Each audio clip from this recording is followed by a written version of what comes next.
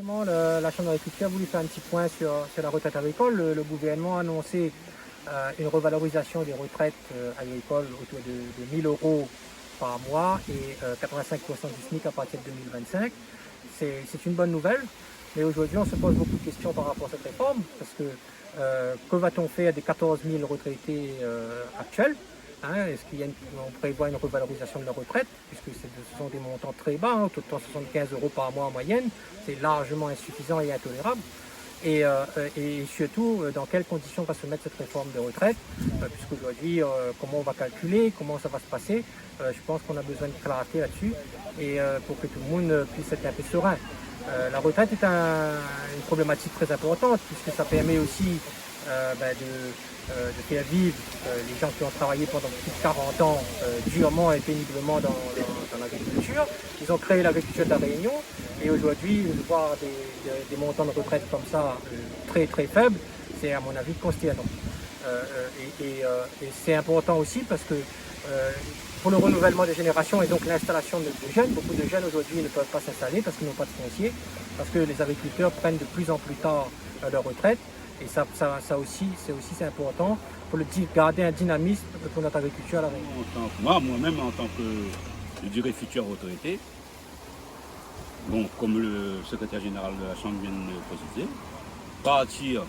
c'est pas partir avec 458 euros ou bien 500 euros, autant qu'on travaille, continuer de travailler.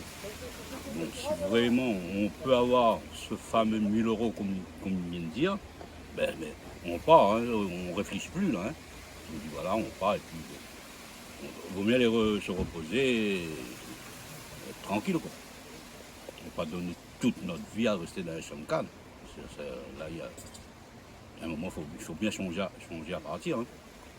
Non, mais les attentes sont les mêmes, bien évidemment. C'est de pouvoir partir rapidement avec de quoi vivre correctement, vivre dignement. Mais malheureusement, comme d'habitude, on risque de se faire avoir parce que la réforme nationale n'est pas applicable en l'état au département de la Réunion.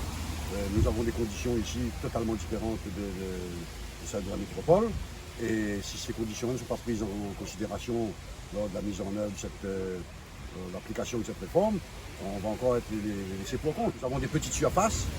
Nous avons des agriculteurs qui ne sont pas pris en considération là-dedans, ce sont ceux qui sont déjà à la retraite, qui ne sont pas concernés par la réforme. Et avec le montant qu'on doit nous octroyer, si on ne déplafonne pas certains plafonds, par ailleurs, on va être obligé de mettre la main à la poche pour payer une mutuelle, payer la SCO et toutes choses là, ce qui voudra dire que l'augmentation qu'on aura reçue sera ridicule. Puisqu'elle aura servi uniquement qu'à payer les structures nationales ou privées. Donc moi je dis qu'il faut prendre tout ça en considération, il y a encore temps. Et il faudrait que d'ailleurs que nos parlementaires, nos députés s'emparent de ce sujet pour défendre la cause réunionnaise et les spécificités qui sont les nôtres.